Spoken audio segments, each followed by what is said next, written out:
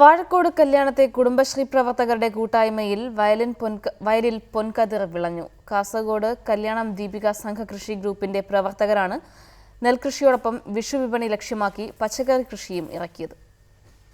മടിക്കൈ പഞ്ചായത്തിലെ 1-ാം വാർഡിലെ ഒരേക്കർ വയലിലാണ് ഇവർ നെൽകൃഷി ഇറക്കിയത്. ചന്ദ്രവതി, ലക്ഷ്മി, ശാന്ത, ശ്യാമള, പി ലക്ഷ്മി എന്നിവരടങ്ങിയ സംഘകൃഷി ഗ്രൂപ്പാണ് നെൽകൃഷി ഇറക്കാനായി രംഗത്തിറങ്ങിയത്.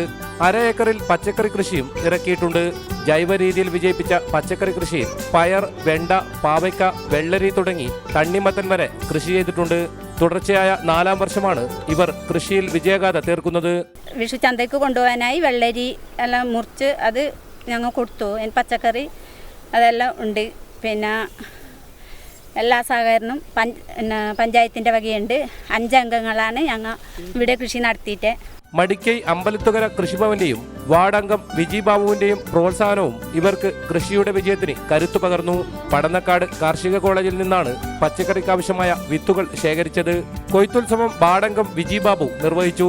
കൂട്ടായ്മയുടെ കരുത്തിൽ കല്യാണത്തെ വയലിൽ കുടുംബശ്രീ പ്രവർത്തകർ നേടിയെടുത്ത കാർഷിക വിജയം ഇതര സ്ഥലങ്ങളിലെ കൃഷിയിടങ്ങളിലും മാതൃകയാണ്.